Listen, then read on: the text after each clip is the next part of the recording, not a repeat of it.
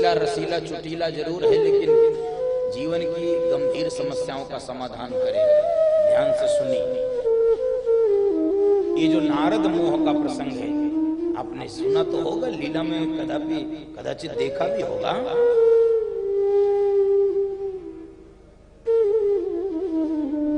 नारद जी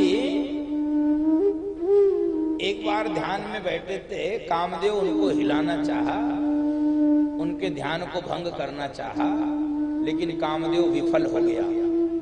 कामदेव नारद जी की साधना को हिला नहीं सका, टिका नहीं सका।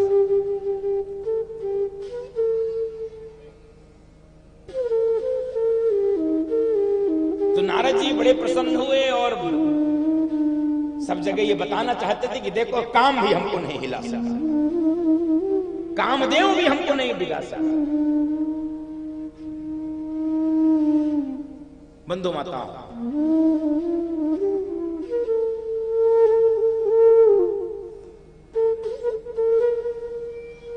और सोचे ये बताने के लिए सबसे पहले कहां चलें, तो पहुंच गए भोलेनाथ के पास। कामदेव हमको नहीं हिला पाया प्रभु। भोलेनाथ भीतर ही भीतर मुस्कुराए, हो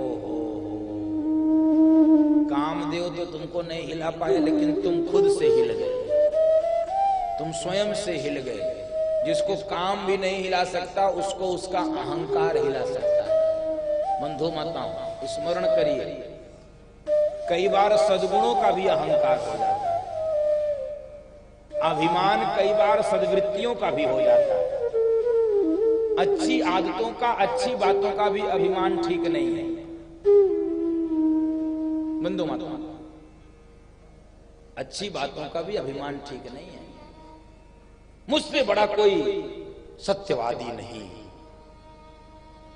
भगवान तुरंत परीक्षा लेने लगता है। मुझसे बड़ा कोई योद्धा नहीं, भगवान परीक्षा लेता है। मुझसे बड़ा कोई कर्तव्यनिष्ठ नहीं, मुझसे बड़ा कोई ईमानदार नहीं, मुझसे बड़ा कोई नैतिक नहीं, मुझसे बड़ा कोई तपस्वी नहीं, मुझसे बड़ा कोई साधक नहीं, मुझसे बड़ा कोई ये वो।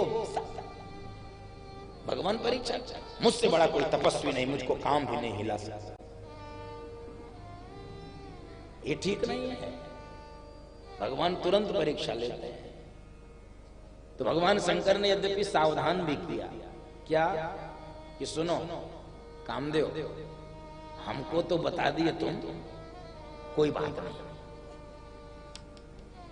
विष्णु को मत बताना, नारायण को जाके मत बताना। लेकिन आदमी तो आदमी मानता कहां है, वो मानता कहां है? जब तक 10 जगह बता न ले, आदमी मानता थोड़ी है। नारद जी को भी लगा कि अच्छा वाह, यद्यपि इनको ये बात अच्छी ही नहीं लगी। और मैं आपको क्या बोलूं, इनको भगवान शंकर की बात अच्छी ही नहीं लग रही है। और कई बार यही दुर्भाग्य होता है, अच्छी बात हमको अच्छी नहीं लगती, बेकार बातें अच्छी लगती हैं। यही मनुष्य का दुर्भाग्य। अच्छी बातें कड़वी लग जाती हैं। कड़वी भी हो अच्छी बातें तो उसको स्वीकार करना चाहिए। बंधु माताओं, खराब बात कितनी भी मीठी हो, उसको मत स्वीकार करें। वो खराब है, शुगर कोटेड है, उस पर चीनी लपेटा हुआ है, भीतर तो उसमें कड़वाहट है। इसमें बाहर कड़वाहट है, भीतर मधुरता है।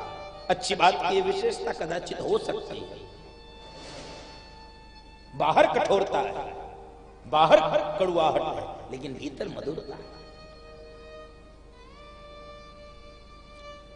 भगवान शंकर की बात आपको अच्छी चले गए यहां से, और गए तो सीधे विष्णु के पास। जहां माना क्या वहीं गए। प्रसंग की ये जरा देखिए सूक्ष्मता से विचार करिए। भगवान शंकर कोई सामान्य व्यक्ति तो है नहीं। तुम त्रिभुवन गुरु वेद वखाना गुरुम शंकर रूपिणम, भगवान शंकर तो गुरु हैं।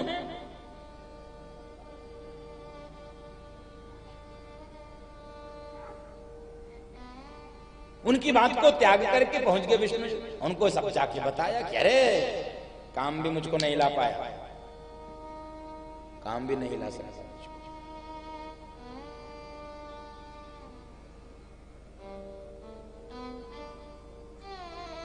भगवान विष्णु ने योजना बना दी। मैंने कहा ना, ऐसी परीक्षा होगी जब भी आपके भीतर अभिमान आ जाएगा, किसी भी सद्वृत्तियों को लेकर भी दुष्वृत्तियों दुष्प्रवृत्तियों को लेकर कोई अभिमान आवे तब तो कई बार संसार ही में टूट जाता है, भगवान को नहीं बीच में आना पड़ता। लेकिन सद्वृत्तियों को भी यदि लेकर अभिमान अहंकार आवे तो भगवान भी आकर तोड़ते हैं। कैसे तोड़ रहे हैं देखो, काम भी नहीं हिला सकता। हाँ, यहां से निकले बाहर,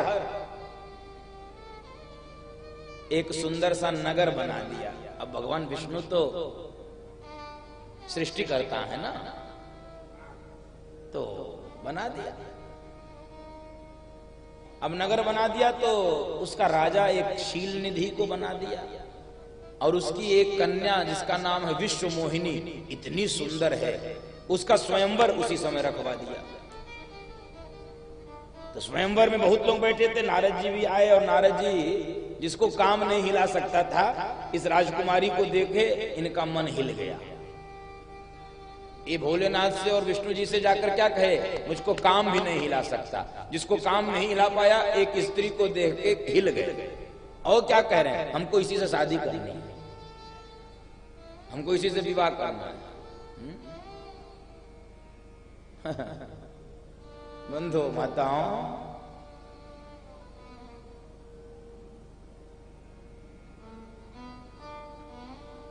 राजा शील निधि की कन्या विश्व मोहिनी परमात्मा के जो लीला के कारण बनी थी। फंस गए नारद जी, जिसको काम नहीं हिला पाया वो एक राजा की बेटी के साथ विवाह करने के लिए, एक राजकन्या के साथ विवाह करने के लिए मचल पड़ा। इसलिए सद्वृत्तियों का अहंकार ठीक नहीं है। मचल पड़े तो दूसरा जरा भाव समझिए नारद मोह का। नारद जी से ये अपराध तो हुआ, लेकिन उसके बाद भी विवाह हो कैसे, सीधे भगवान के पास जाना चाह रहा है। लेकिन फिर सब सोचने लगे कि स्वयंवर में यदि मैं भगवान के पास गया और फिर उनसे मांगा, कुछ वरदान मांगा, तब तक तो विलंब हो जाएगा, ये तो कोई इनको वर करके लेकर चला जाएगा। बंधो माताओं, बैठे बैठे भगवान से प्रार्थना कर रहे हैं, आपन रूप देह प्रभु मोहि हरिसन मांगो सुंदरताई। मुझे अपनी सुंदरता दीजिए, मुझे अपना रूप दीजिए।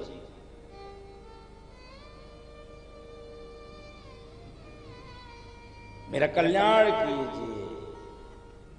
बंधु भक्त भगवान से अपने कल्याण के लिए प्रार्थना करता है।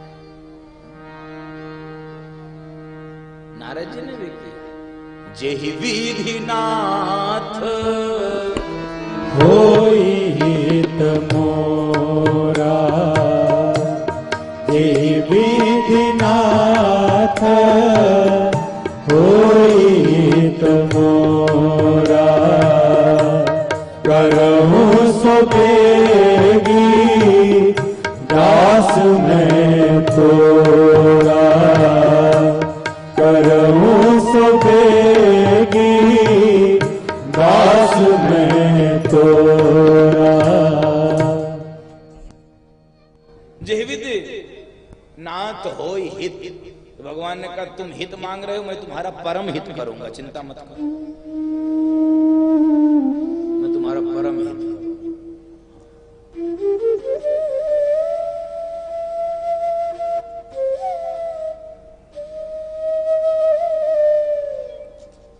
नारद जी के भीतर काम भी प्रकट हुआ, क्रोध भी प्रकट हुआ, लोभ भी प्रकट हुआ। लेकिन बंधो माताओं, दर्शन कीजिए, नारद जी के भीतर काम भी आया, क्रोध भी आया, लोभ भी आया। हम सबके भीतर भी काम क्रोध लोभ आता है। हम संसार की ओर जाते हैं इसको पूरा करने के लिए, नारद जी भगवान की ओर गए। यही रक्षा का सूत्र है। काम क्रोध लोभ से यदि बचना है तो संसार की ओर जाओगे तो गड्ढे में गिरोगे, भगवान की ओर जाओगे तो भगवान ही गड्ढे में गिरने से बचा जाए। काम आया, हरिसन मांगो सुंदरताई, हम आपसे आपकी सुंदरता मांगते हैं। लोभ आया, आपन रूप देहु प्रभु मोई। इनको लगा कि नारायण ने अपना रूप भी दे दिया, अपनी सुंदरता भी दे दिया, उन्हीं राजाओं के बीच में जाके बैठ गए कि हमको चुन लेगी, मुझसे सुंदर कौन हो सकता है। भगवान शंकर ने पीछे से अपने गणों को भेज दिया था, जाओ जरा देखो क्या होगा। इनके गण बैठे थे भगवान शंकर के, ये सोच रहे थे कि मेरा ही चुनाव होगा। और बंधु माता हुआ ये कि राजकुमारी ने इनकी ओर पलट के देखा ही नहीं, तो भगवान शंकर के सारे गण बड़ी तेज हंस पड़े। क्यों? ये कहे थे आपन रूप देहु प्रभु मोहि, मुझे अपनी सुंदरता दीजिए।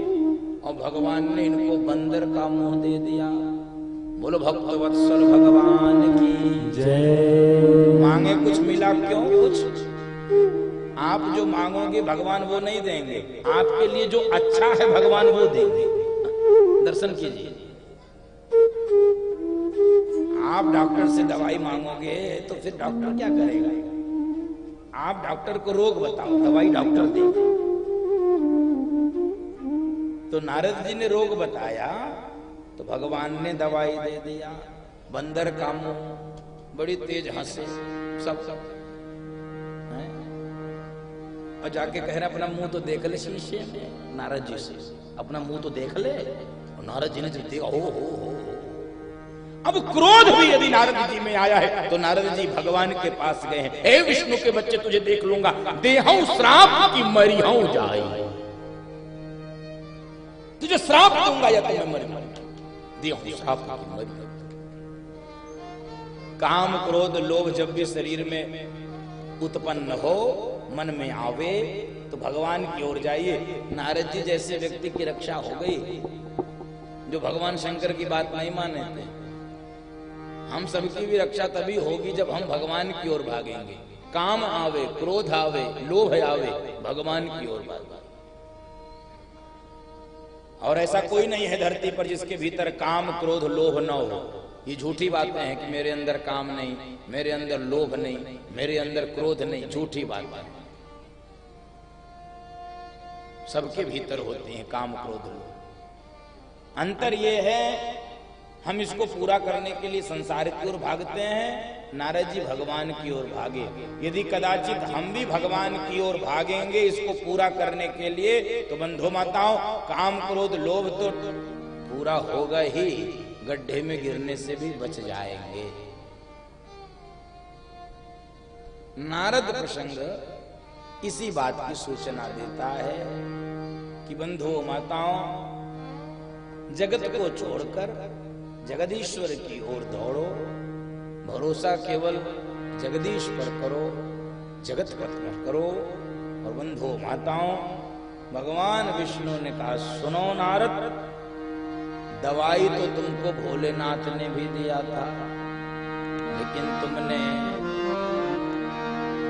भोलेनाथ की दवाई को फेंक दिया।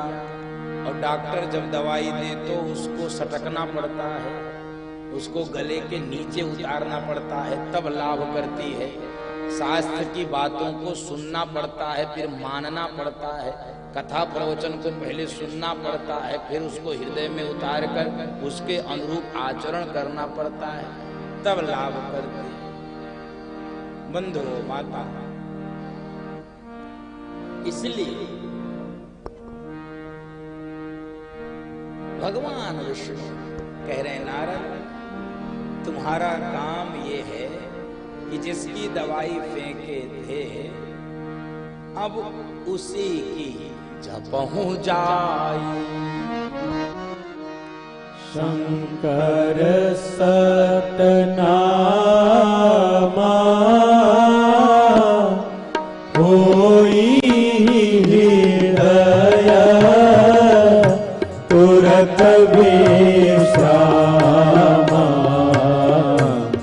जपहु जाई। शंकर सतनामा होई हृदय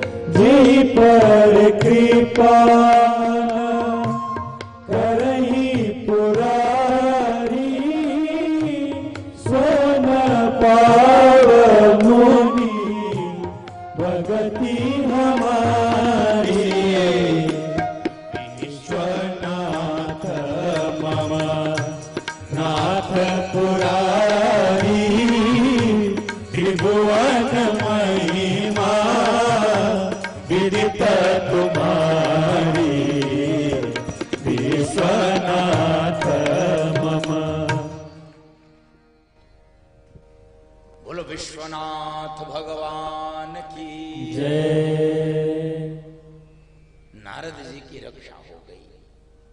और बंधु माताओं, अगला कारण भगवान के जन्म का मनु महाराज और शतरूपा जी सृष्टि के आदि दंपत्ति हैं।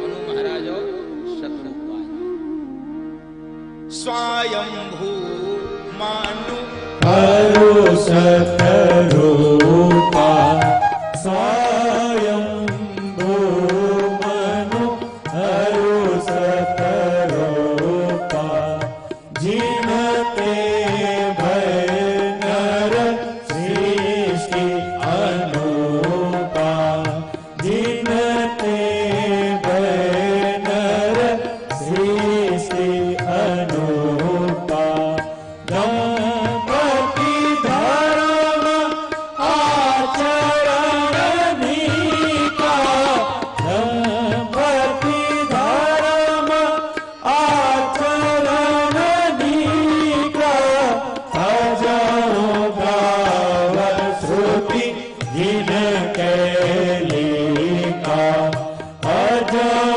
गाव श्रुति जिन कैलिका। मनु महाराज और शतरूपा जी ये सृष्टि के आदि दंपत्ति हैं। बंधु माता सृष्टि के आदि दंपत्ति हैं मनु महाराज और शतरूपा जी। इन्हीं से मानवीय सृष्टि प्रारंभ हुई। मानसी सृष्टि, मानवीय सृष्टि इन्हीं से प्रारंभ। ब्रह्मा जी किसके पहले? मानसी सृष्टि।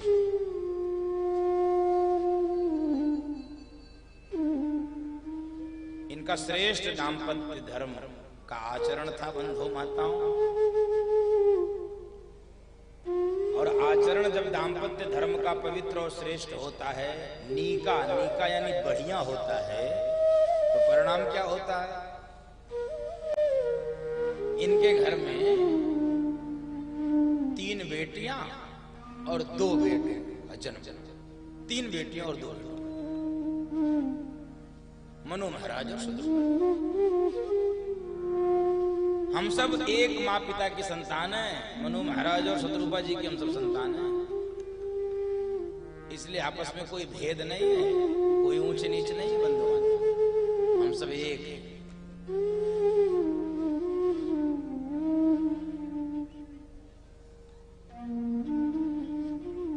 तो देवहूति, आकूति, प्रसूति 3 बेटियां, प्रियव्रत और उत्तानपाद 2 बेटे।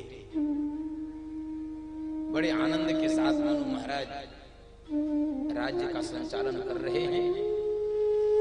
शनै शनै बेटियों का विवाह किया, बेटों का विवाह किया। और बंधु माताओं, बेटे के घर भक्त का जन्म होता है और बेटी के घर भगवान का जन्म होता है।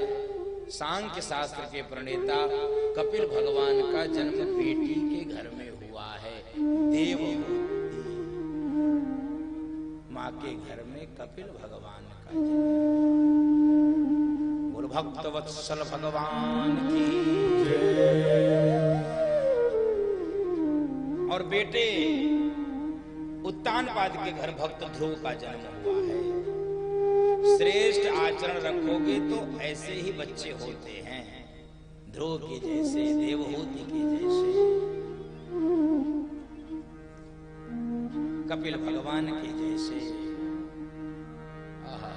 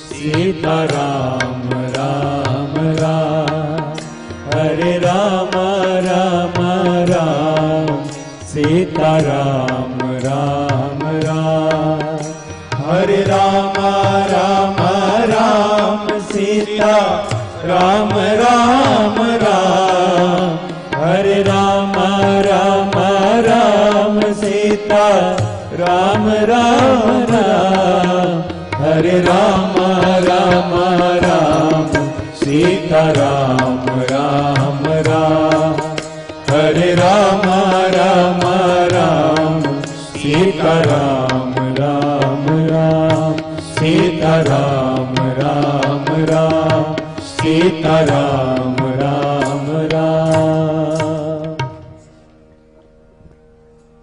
बेटों का विवाह, बेटियों का विवाह, सब कुछ हो गया, बाल बच्चेदार हो गए, नाती पोते हो गए इनके पास, सब कुछ बढ़िया चल रहा था, राजपाट बढ़िया चल रहा था।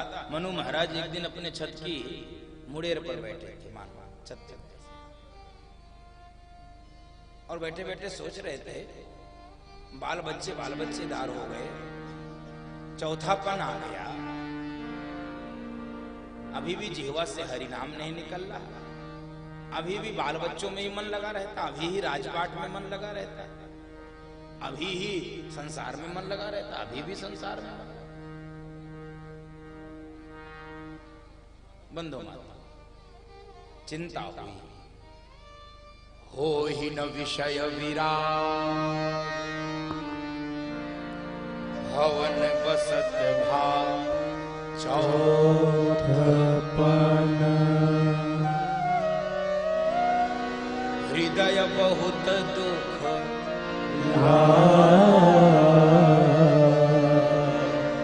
जन्म गयो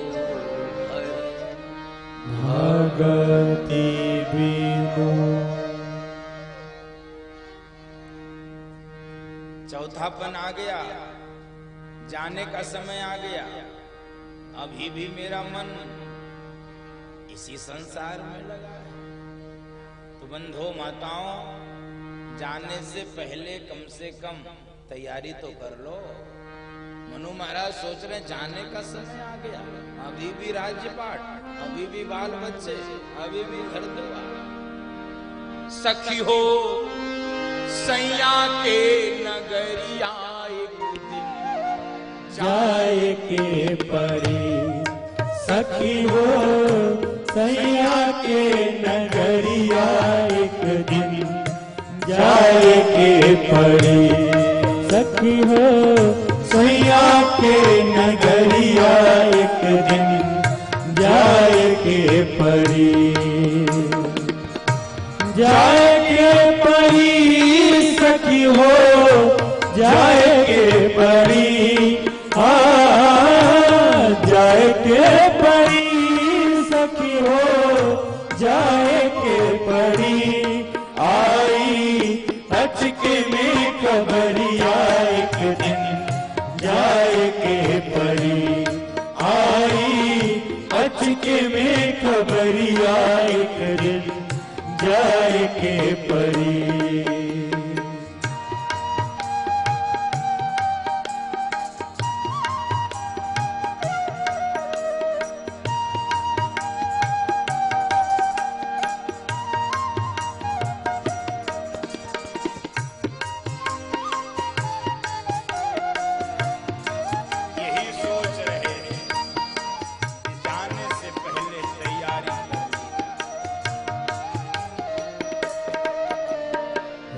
रच के अब ही से करिला खुसर हो श्रृंगार हो, रच रच के अब ही से करिला खुसर हो श्रृंगार। पिया न जाने कब आ जाई है, पिया न जाने कब आ जाई है, संगले डोली का हार उड़ के गवनी के चुनरिया एक दिन जाए के पड़ी, उड़ के गवनी के चुनरिया एक दिन जाए के पड़ी। सखी हो सैया के नगरिया एक दिन जाए के पड़ी।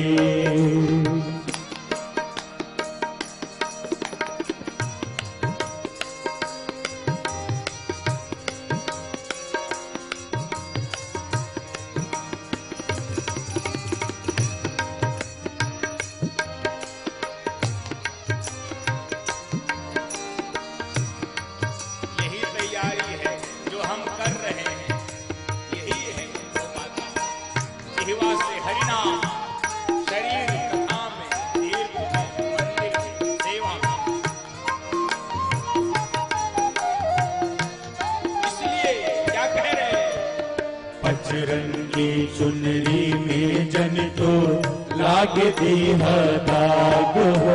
बंधु माताओं, यही 5 रंग की चुनरी है। 5 रंग कौन कौन से हैं इसके, जिनसे ये चुनरी बनी हुई है? क्षिति, जल, पावक, गगन, समीरा। यही 5 तत्व है जिससे यह पचरंगी चुनरी बनी है। इसलिए क्या कह रहे हैं? पचरंगी चुनरी में जन तो लागे दीहा दाग हो। पचरंगी चुनरी में जन तो लागे दीहा दाग। प्रीत पिया के तब ही पैबू, प्रीत पिया के तब ही पैबू। भगिया तो जाने अपना सैया के सजरिया एक दिन जाए के पड़ी। अपना सैया के सजरिया एक दिन जाए के पड़ी। माया में मन अझुरा गई, हरि पे कहाँ ध्यान बा। जवन देह माटी में मिल जाए, ओह पर अतना गुमान बा कि हो। सैया के नगरिया एक दिन जाए के पड़ी। सखी हो सैया के नगरिया एक दिन जाए के पड़ी। जाए के पड़ी सखी हो जाए के पड़ी। हाँ जाए के पड़ी सखी हो जाए के पड़ी। आई अचके में खबरिया एक दिन जाए के पड़ी। आई अचके में खबरिया एक दिन जाए के पड़ी। सखी हो सैया के नगरिया एक दिन जाए के पड़ी।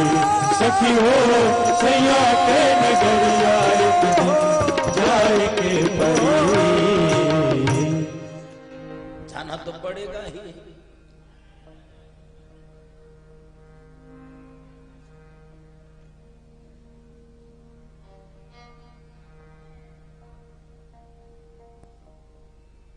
देखो, हम जबरदस्ती कथा करते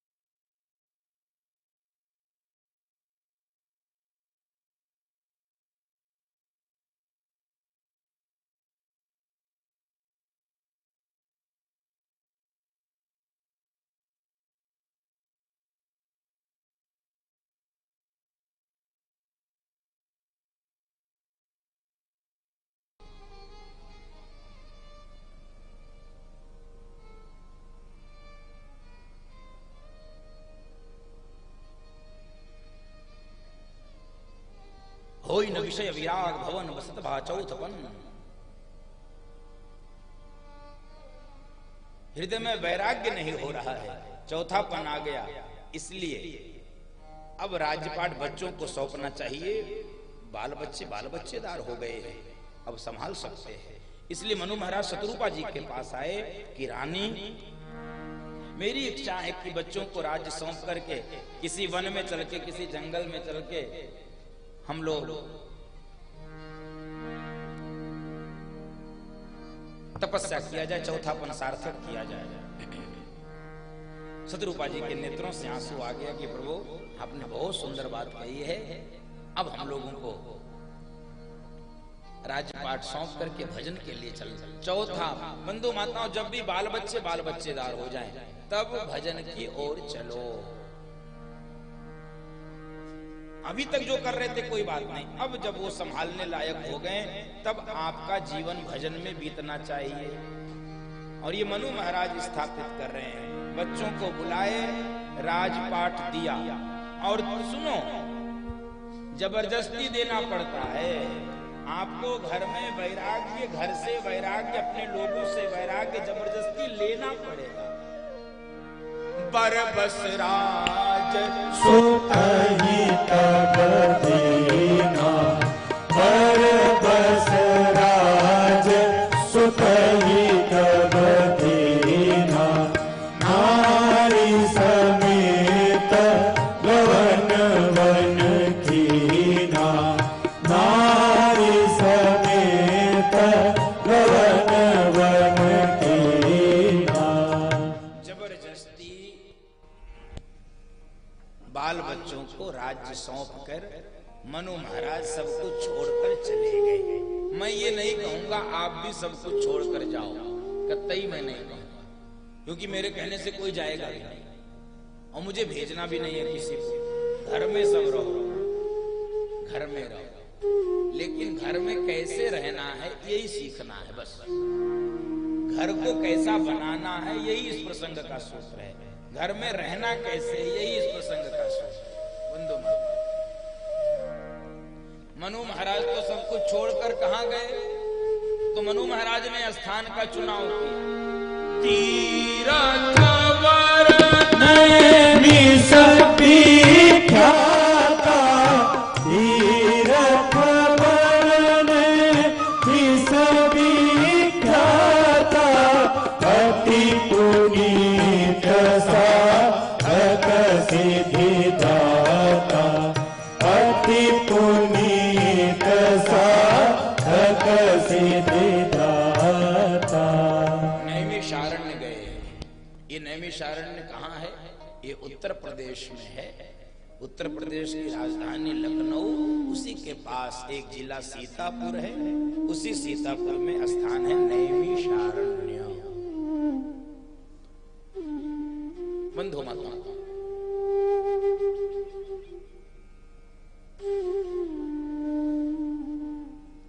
मनु महाराज नैमिषारण्य गए। हम कहां जाएं? हमको घर में ही रहना है। मनु महाराज जो कर रहे हैं उसी आचरण को सीख लेना है, तो हमारा घर भी तीर्थ बन सकता है। जरूरी नहीं है तीर्थों में आप जाते रहिए, नहीं अवसर है, नहीं क्षमता है, नहीं सामर्थ्य है, नहीं समय है, तो तीर्थ में नहीं जा सकते। तो बंधु माताओं, मेरी प्रार्थना रहती है, तीर्थ में भले मत जा पाइए, अपने ही घर को तीर्थ बनाइए, ताकि आपके ही घर पे भगवान आने के लिए तरसते रहें, आपके ही घर भगवान आ जाएं। अपने घर को तीर्थ बनाइए, भगवान आने के लिए एकदम से व्याकुल हो जाए कि कोई भक्त मेरी प्रतीक्षा कर रहा, अपने घर को उसने तीर्थ बना दिया। तो आपका घर तीर्थ बनेगा कैसे? मनु महाराज का आचरण देखिए। मनु महाराज भोजन और भजन क्या करते हैं, वही हमको भी पालन करना है। करहि आहार साक फल कंदा, करहि आहार साक फल कंदा, सुमिरहि ब्रह्म सच्चिदानंदा,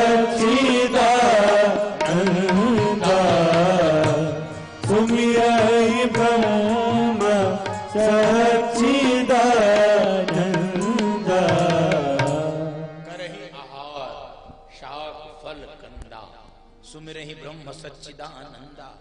तीर्थ में गए तो तीर्थ की मर्यादाओं का पालन किए, जाके गोमती गंगा में स्नान किए। बंधु माता, तीर्थ में मर्यादा तो अपने घर में भी मर्यादा। घर का वातावरण पवित्र रखना, घर में अनुशासन रखना, घर में भक्ति का वातावरण बनाना, लगे कि घर ये वैष्णव का घर है। सुबह शाम आरती हो, सभी प्रातःकाल जागे, छोटे बड़ों को प्रणाम करें, घर में भजन हो, कीर्तन हो, ठाकुर जी की सेवा हो, घर में भोग लगे, करही आहार शाक फल कंदा।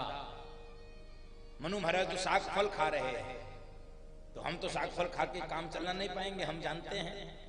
इसलिए घर में जो भोजन बनता है सुबह शाम, चौके में, रसोई में शुद्ध चाहिए, सात्विक चाहिए, कम तला भुना, कम मिर्च मसाले वाला, तो आपका घर भी तीर्थ हो जाएगा। और केवल खाते रहोगे, केवल खाते रहोगे, केवल खाते रहोगे, 24 घंटे केवल खाने पे ध्यान, केवल खाने पे ध्यान, 24 घंटा जिनका ध्यान केवल भोजन पे रहता है, उनको मंद बुद्धि का माना जाता है। मंद बुद्धि व्यक्तियों के लक्षण है 24 घंटा भोजन की चर्चा। और लक्षण सुनो, छोटी छोटी बातों पे कलह करना, लड़ाई करना, ये मंद बुद्धि के लोगों का लक्षण है। हमेशा भोजन की चर्चा, हमेशा खाने की चर्चा, हमेशा ये मंद बुद्धि के लोगों का लक्षण है। छोटी छोटी बात पे कलह करना, लड़ाई करना, झगड़ा करना, ये मंद बुद्धि के लोगों का लक्षण है।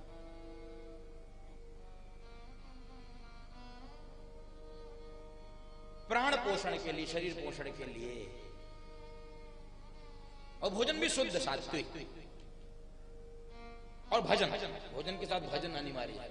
ये दो घटक हैं आपके घर को तीर्थ बनाने में, भोजन और भजन।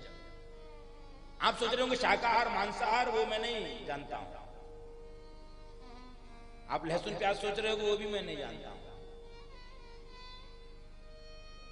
एक एक इंद्रियां आहार ग्रहण करती, केवल मुख से आहार नहीं जाता है, तो आंख भी आहार ग्रहण करती है, कान भी आहार ग्रहण करते हैं, नासिका भी आहार ग्रहण करती है, एक एक रोम छिद्र आहार ग्रहण करते हैं।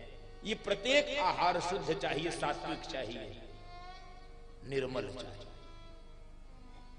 कान से जो प्रवेश करेगा वही मुख बोलता है, मैंने एक दिन निवेदन किया था। तो कान से क्या प्रवेश हो रहा है, ये कान का आहार है। नाक से क्या प्रवेश कर रहा है, ये नाक का आहार है।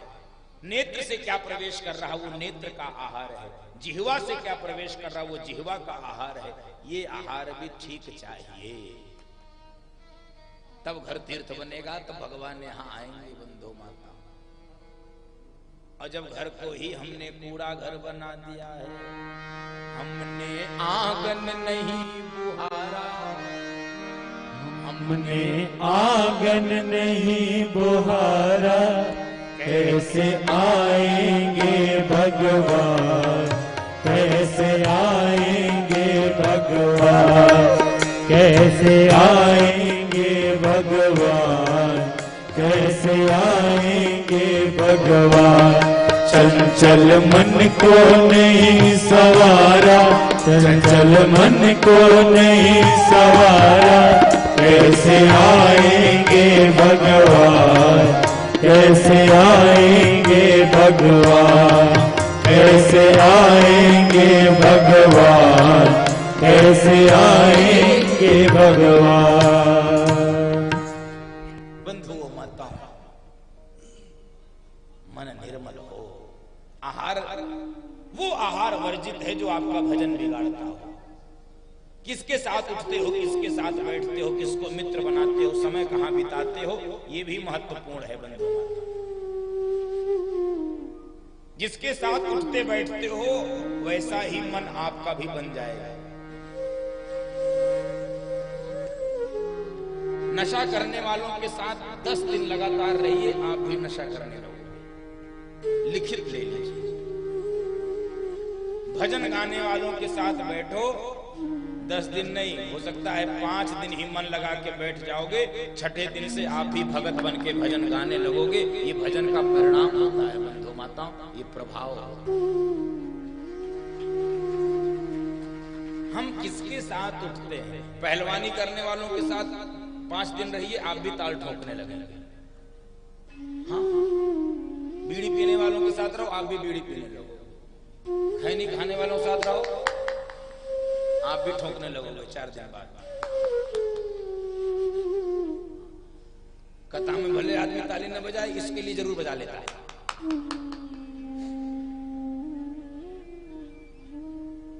बोलो भक्त वत्सल भगवान की जय।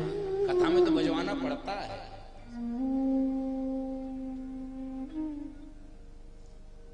तो आपका भी घर तीर्थ हो जाएगा, भगवान आपके ही घर में आएंगे। मेरी यही प्रार्थना है, मेरी यही अपेक्षा है कि हमारी भी जन्म जन्म की प्रतीक्षा समाप्त हो। बंधु माताओं, जैसे हिंदुओं की प्रतीक्षा समाप्त हुई, 500 वर्षों के बाद भगवान रामलला अयोध्या में विराजमान हो गए हैं, ऐसे ही वो रामलला हमारे भी आंगन में आए।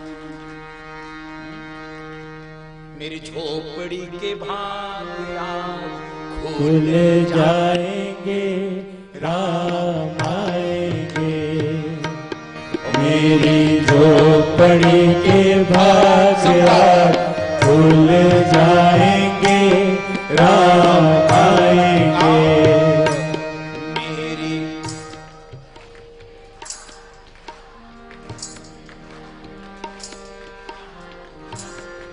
जो बात कर रहे थे वो भी गाओ।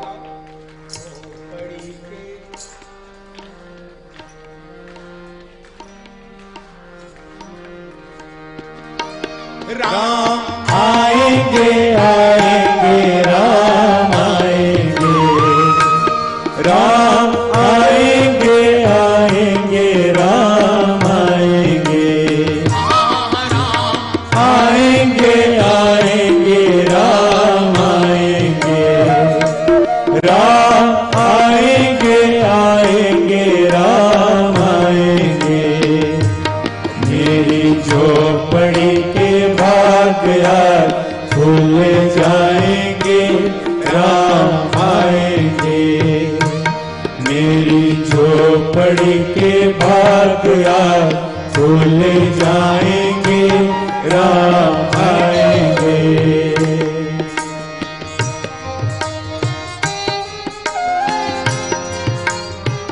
सबका बजा।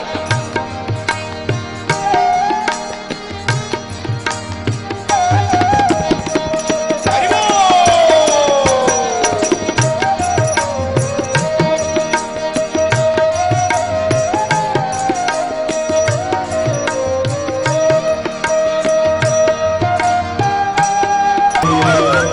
मेरी झोपड़ी के भाग आज खुल जाएंगे, राम आएंगे।